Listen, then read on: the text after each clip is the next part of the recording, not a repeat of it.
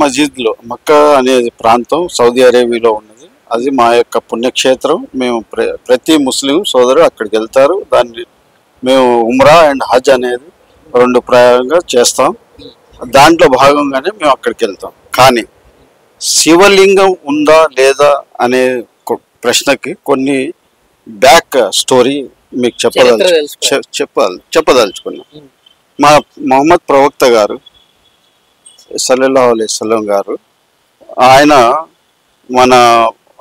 ఆయన పుట్టక ముందు ఏదైతే ఉన్నారో వాళ్ళ పూర్వీకులు వాళ్ళు ఏం చేసేవాళ్ళు అంటే, ఎవరైతే పెద్ద మనిషి చనిపోతాడో వాళ్ళ తాతలు ముత్తాతలు, ఒక్కొక్క తాత తండ్రి చనిపోవడం, ఆ చనిపోగానే ఆయన యొక్క విగ్రహం అనేది తయారు చేసుకోవడం, ఆ విగ్రహాన్ని ఎక్కడో పెట్టి ఒక పూజ చేసుకోవడం, అంటే ఉన్నాడు ఈయన బతికే ఉన్నాడు అది ఆయన పూజల్లాగా అట్లా ఆ విధంగా అంటే ఆ విగ్రహాలన్నీ మక్కా మసీదులో పెట్టడం జరిగింది. ఏ విగ్రహాలు? ఇవన్నీ అంటే వాళ్ళ తాతలు ముత్తాతలు, వాళ్ళ తల్లిలు, వాళ్ళని తాతలు ముత్తాతలు అంటే ఇప్పుడు ఇంత ముందు కూడా చూసుకున్నా అంటే ఒక 500 ఏళ్ల కింద చూసుకున్నట్లయితే మీరు కూడా హిందువులే. మేము అంటే హిందువులం అనేది తర్వాత సంగతి. ఫస్ట్ చరిత్ర ప్రకారం చరిత్ర లేదు, చరిత్ర అనేది అది మన భారతదేశంలో అది వేరే, ఆ విధంగా మనం ముస్లిమ్స్ అయ్యాం. కానీ అక్కడ పరిస్థితి ఏంటంటే వాళ్ళు ఒక దేవతలాగా మన పూజించడం జరిగేది. అయితే అవన్నీ తీసుకెళ్లి మక్కా మసీదులో మక్కాలో పెట్టేవాళ్ళు. పెట్టడం మూలంగా ఏమైందంటే మా ప్రవక్త గారు ఎప్పుడైతే ఆయనకు ప్రవక్త అనే బిరుదు వచ్చిందో అప్పుడు ఆయన ఈ విగ్రహారాధన అంటే ఫస్ట్ నుంచి ఆయన చెప్పేవాడు, విగ్రహారాధన చేయడం మంచిది కాదు. ఈరోజు ఇలాంటి అంటే ప్రతి వాడిని దేవుడులాగా కొలవడం మరి ఇది చాలా దుర్మార్గం. అందువల్లనే దేవుడు అనేవాడు ఒక్కడే, ఈ విగ్రహ ఆరాధన చేయొద్దని మొత్తం విగ్రహాలు అంటే వాళ్ళ తాతలు ముత్తాతలు చెల్లెళ్ళు ఎవరు చనిపోయినా ప్రేమతో పెట్టుకున్న విగ్రహాలని తీసుకెళ్లి బయట పెట్టడం జరిగింది. అంటే పారేయడం జరిగింది. ఎవరైనా అప్పుడు ఎందుకంటే అంటే అంతే కదా, అదైతే అంత ఫ్యామిలీస్ ఉన్నాయి కదా, అన్ని ఫ్యామిలీకి ఒక ఎక్స్ప్లెనేషన్ చేయడం మూలంగా అందరూ అవును నిజంగా నా ముందు పుట్టినవాడికి నేను పూజ చేయడం ఏంటి, ఆయన కూడా ఇదే కదా రాయి ఏం చేస్తుంది అన్న భావంలో అందరూ మక్కా ప్రజలందరూ ఇస్లాంని స్వీకరించి ఆ టైంలో వీటిని అన్నిటిని పలగొట్టడం ఇరగొట్టడం పారేయడం జరిగింది. అప్పుడు అది విగ్రహారాధనకు ఎగ్నెస్ట్గా పనిచేయడం జరిగింది. అంతే తప్ప అక్కడ ఆకారం ఉంది, ఇవి శివలింగం ఉంది. అప్పుడు శివలింగం అనేది మన భారతదేశంలో ఒక పార్ట్ ఆఫ్ ది జరుగుతాయి. ఇక్కడున్న పరిస్థితిని బట్టి శివలింగాలు ఉన్నాయి, కానీ అక్కడైతే అలాంటి ఏం లేవు. వాళ్ళ యొక్క తల్లిదండ్రుల యొక్క ప్రేమతో పెట్టుకున్న పూజలు చేస్తుంటే ఆ పూజలు తప్పు అని మా ప్రవక్త గారు చెప్పడం జరిగింది. అప్పుడు అందరూ ముస్లిమ్స్ అక్కడ అంటే అప్పుడు కూడా అంటే అందరు ముస్లిమ్స్ లేకుండే కదా, అయితే వాళ్ళందరినీ ఒక తాటుకు తీసుకొచ్చి అల్లా ఏక్ హై, ఆయననే మనం పూజించాలనే సందేశం ఇచ్చాడు. అంతే తప్ప వాడు ఏ శివలింగాలు లేవు, ఏవి లేవు. అదొక ఆకారం 4 ఏమంటారు స్క్వేర్లో ఉంటుంది. స్క్వేర్లో ఉన్న మక్కా అదొక మస్జిద్, ఒక దేవుడి యొక్క ప్లేస్ అనే నమ్మకంతో మేము వెళ్తాం. అక్కడ ఏమి ఒక్క ఫోటో కూడా కనబడదు. చరిత్రపరంగా కొన్నేళ్ళు వెనక్కిపోయి చూసుకున్నట్లయితే ఇప్పుడు ఉన్నటువంటి భారతదేశంలో ఉన్నటువంటి ఈ ముస్లిమ్స్ అందరూ కూడా ఒకప్పుడు హిందువులే అన్నట్టు కూడా చెప్తా ఉన్నారు. ఆదివాసులు ఇక్కడ ఉన్న వాళ్ళంతా ఆదివాసులు. మన దేశంలో ఎవరైతే ఉన్నారో ప్రతి వాడు ఆదివాసులు. అంటే వాళ్ళకు ఏమీ తెలియదు, వాళ్ళు చెట్టుకు పుట్టకు పూజలు చేసుకుంటూ అదే నాకు ఈ చెట్టు నాకు భోజనం ఇస్తుంది, నా ఫలాలు ఇస్తుంది అని తిని బతికిన వాళ్ళు మనం. అయితే మా ఇస్లాం పద్ధతి ఎట్లుంటుందంటే అక్కడి నుంచి వచ్చిన వాళ్ళు అంటే మక్కా నుంచి మదీనా నుంచి ఇక్కడ అంటే ఇస్లాంని డెవలప్ చేసుకోవడానికి వచ్చిన పెద్ద మనుషులు ఇక్కడికి వచ్చి మనం అంతా అంటరానితనంలుగా కొంతమంది జీవిస్తుంటే ఆ అంటరానితనం దగ్గర పోయి అంటే కోటీశ్వరుల దగ్గర పోలేదు వీళ్ళు, అంటరానితనం వాళ్ళ దగ్గర పోయి వాళ్ళకి మంచి స్నానం చేయించి గుడ్డలు కట్టి మంచితనాన్ని నేర్పించి మానవత్వం నేర్పించి ఆ తర్వాత మేమందరం దాన్ని ముగ్ధులమై తర్వాత ఆ పవిత్రతను, ఆ యొక్క సందేశం అంటే మంచి ఒకళ్ళొకళ్ళు ప్రేమించుకునే సందేశాన్ని మేము అంటబట్టుకొని అందరము మరి ముస్లింగా డైవర్ట్ అయ్యి మేమంతా ఇస్లాంని స్వీకరించిన వాళ్ళమే. అది మాత్రం వాస్తవం హిందుస్థాన్లో. ఎందుకంటే ఎందుకంటే ఆ టైంలో మా తాతలు ముత్తాతలు ఏదో ఆ 400 క్రితం 400 ఏళ్ల క్రితం మేమంతా మా కుటుంబాలంతా అంటే మేమందరం చెట్లు పుట్టలతో పూజించుకునేవాళ్ళం. మరి ఏదో దొరికితే తినేవాళ్ళం కళ్ళగద్దుకొని. తర్వాత కొంతమంది అంటే ఏంది ఈ ఆర్యులు వంశులు వాళ్ళంతా బయట నుంచి రావడం, వాళ్ళు వచ్చిన తర్వాత వాళ్ళు డామినేట్ చేయడం. వాళ్ళు డామినేట్ చేసిన తర్వాత ఆటోమేటిక్గా ఏమైంది, ఈ లోకల్ కులం, చిన్న కులం అంటే మేము ఆదివాసులను దూరబెట్టడం, పూజ దగ్గరికి రానీకపోవడం, వాళ్ళు మందిరాల్లో రానీకపోవడం, ఆ విధంగా మనల్ని అందరినీ చూస్తుంటే ఆ టైంలో మక్కా మదీనా నుంచి ఎవరైతే మన ఇస్లాంని డెవలప్ చేసుకోవడానికి మంచి మనిషి అంటే మానవత్వాన్ని గురించి ఎక్స్ప్లెయిన్ చేయడానికి వచ్చిన వాళ్ళతోటి మమేకమై అది మంచి పద్ధతి. వాళ్ళు అంటే నేను అప్పుడు బురదలో ఉండేవాడిని అనుకోండి, నాకు బురద మొత్తం సాఫ్ చేసి బట్టలేసి మంచితనం నేర్పించి మానవత్వం నేర్పించి మరి దేవుడు ఒక్కడే అన్న నినాదాన్ని మేము మా యొక్క ముస్లిం సోదరులు అంటే అలవాటు పడి ఆ కులంలో అంటే ముస్లింల దాంట్లో మేమంతా మరి కన్వర్ట్ అయ్యి ఈరోజు ఇస్లాం పద్ధతి మాకు నచ్చింది కాబట్టి మేము ముస్లిమ్స్ అయ్యాం. అసలు ఖురాన్ ఏంటి, ఖురాన్ రాసింది ఎవరు, ఖురాన్ చరిత్ర ఏంటి? ఇదొక వేరే సబ్జెక్ట్ అయినా సరే ఈ సబ్జెక్ట్ ఏంటంటే అప్పుడు మా దగ్గర 4 పుస్తకాలు వచ్చి ఆ పుస్తకాల తర్వాత లాస్ట్ పుస్తకం వచ్చి 4వ పుస్తకం మన ఖురాన్ షరీఫ్.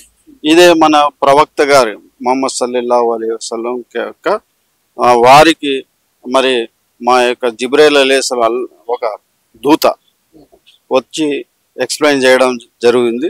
అయితే ఆయన హీరా అనే ఒక ప్రాంతంలో ఆయన మొత్తం ఎవరైతే జిబ్రైల్ అలైహిస్సలాం ఏదైతే దేవుడి యొక్క సందేశాన్ని ఏదైతే రాయమన్నారో అది మొత్తం ఆయన అంటబట్టుకొని 4-5 సార్లు ఆయన స్టడీ చేసి తర్వాత అంటే కరెక్ట్ వర్డ్స్ తీసుకొని వాళ్ళ యొక్క ఏమంటారు సాహిబీ అంటే ఏమంటారు ఫ్రెండ్స్ అన్నట్టు. అయితే వాళ్ళని తీసుకెళ్ళి వాళ్ళ దగ్గర పోయి ఇవన్నీ రాపియడం జరిగింది.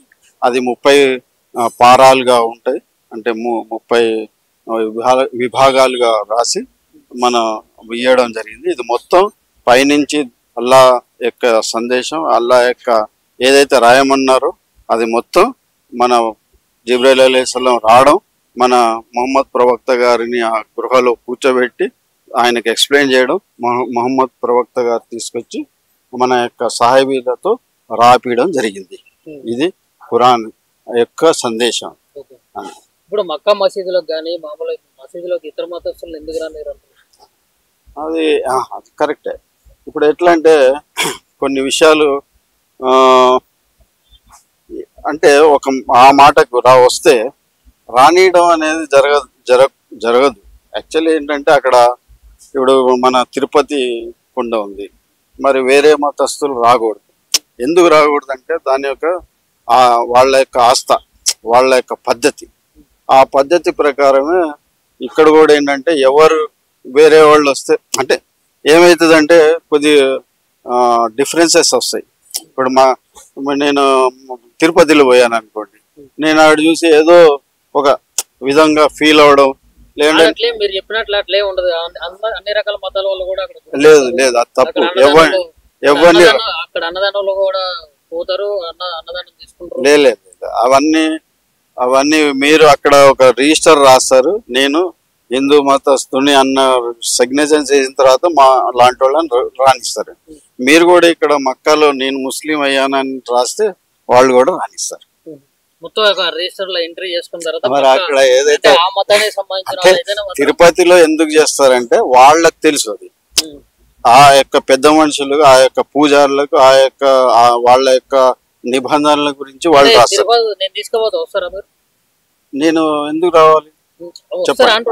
వస్తా అంటే ఇప్పుడు నేను వస్తా, రిజిస్టర్ చేసుకున్న తర్వాత ముస్లిం అని చెప్పి కంప్లీట్ తెలిసినా గానీ మిమ్మల్ని నేను తీసుకొని పోతా. అదే నేను అనేది ఏంటంటే మీరు తీసుకోపోతా, నేను వస్తాను.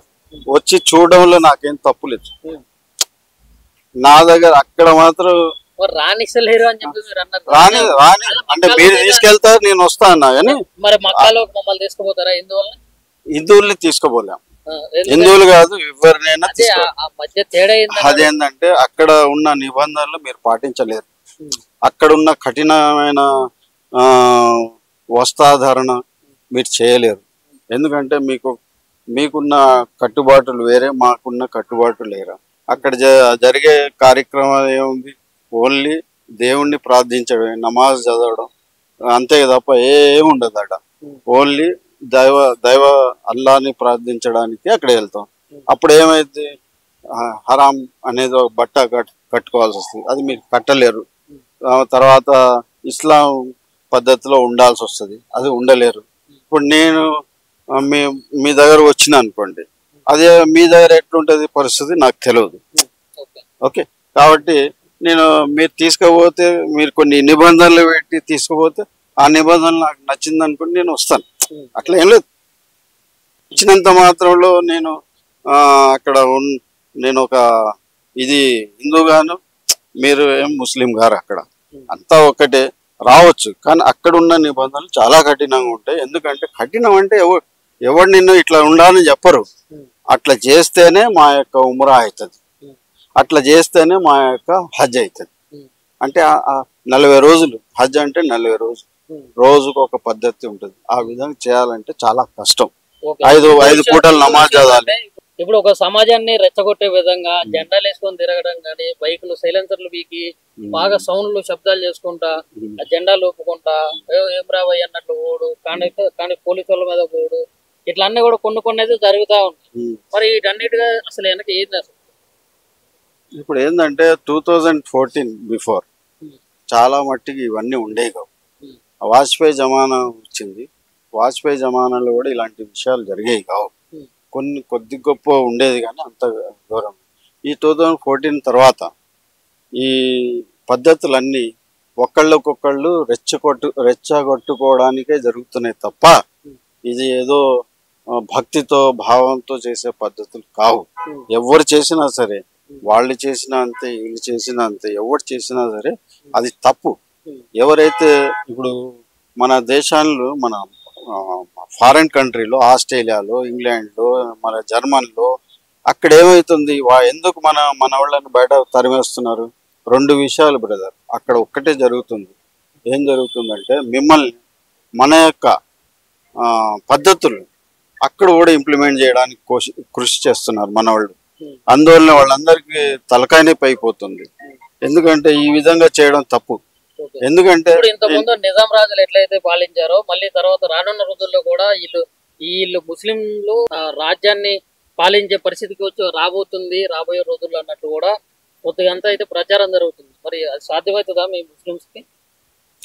రాబోయే రోజులలో నిజాం ప్రభుత్వం లాంటి ప్రభుత్వం వచ్చిందంటే అది ఏ విధంగా నమ్మశక్యం? 1,40,000 కోట్ల జనాభాలో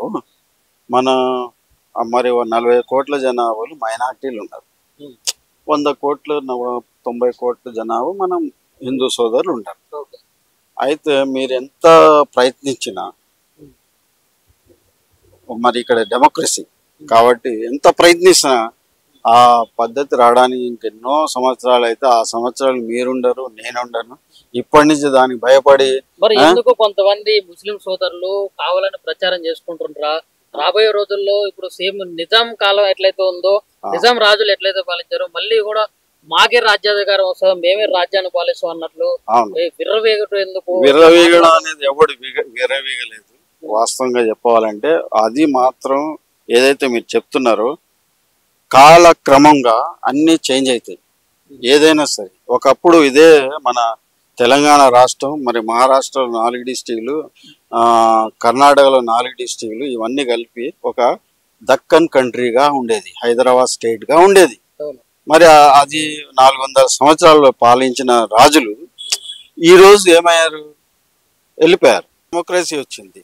రేపు పొద్దున ఇంకా ఈ డెమోక్రసీ ఒక 40 సంవత్సరాలు ఉంటుందో 100 సంవత్సరాలు ఉంటుందో మనకు తెలియదు. ఆ టైంలో వచ్చేది ఏమవుతుందో మనకు తెలియదు. దాన్ని ఇప్పుడే మనం ఊహాగానం తీసుకొని నువ్వు నేను హాయిగా బతికే రోజుల్లో మరి ఇవన్నీ డిస్కషన్లు తీసుకొచ్చి అన్నెసర్లీ ఒక ఒక మతానికి, ఒక కులానికి, ఒక వర్గానికి టార్గెట్ చేసుకుంటూ బతకడం కన్నా నా దృష్టిలో అందరూ హాయిగా బ్రతుకుతూ ఉంటే, అది వచ్చినప్పుడు ఏదైతే నిజాం ప్రభుత్వం ఎలా అయితే వెళ్ళిందో, బ్రిటిష్ గవర్నమెంట్ ఎలా వెళ్ళిపోయిందో, ఆ ముందు మొఘల్ సామ్రాజ్యం ఎట్లయితే వెళ్ళిపోయిందో, మరి ఆ ముందు ఎవరైతే చాణక్యులు వచ్చారో ఆ ముందు మరి ఇవన్నీ జరిగినాయి. ఇగో ఏది శాశ్వతం కాదు బ్రదర్. మీరు శాశ్వతం కాదు, నేను కూడా శాశ్వతంగా బతికేవాడిని కాదు. రాబోయే కాలం ఆ అల్లాయే, ఆ యొక్క మీరు అనుకునేది భగవాన్ అనే వాళ్ళే డిసైడ్ చేస్తారు. కానీ నువ్వు నేను డిసైడ్ చేసేది ఏం లేదు. రేపు పొద్దున ఏదైనా జరగచ్చు. మొన్నటిదాకా టీఆర్ఎస్ గవర్నమెంట్ విర్రవీగింది, ఈరోజు కాంగ్రెస్ పార్టీ వచ్చింది, రేపు పొద్దునే బీజేపీ పార్టీ రావచ్చు, లేదంటే మేమే రాజులం అవ్వచ్చు, లేదంటే మరి హిందూ రాష్ట్రం అవ్వచ్చు. ఇవన్నీ ఉంటాయి. కాబట్టి మనం అందరం దాని గురించి, గతాన్ని గురించి, రాబోయే కాలాన్ని గురించి చాలా ఆలోచించకుండా ఏదైతే భవిష్యత్తులో మన పిల్లలు పెద్దలు అందరూ ఏ విధంగా బతకాలి, వాళ్ళ జీవితాలని గురించి మనం ఆలోచిస్తూ వాళ్ళకు పూల బాటలు వేయాలి. కానీ ఈ రోజు నుంచే మన ఏమంటే ముళ్ళ బాటలో నడవడం అనేది చాలా శోచనీయం బ్రదర్.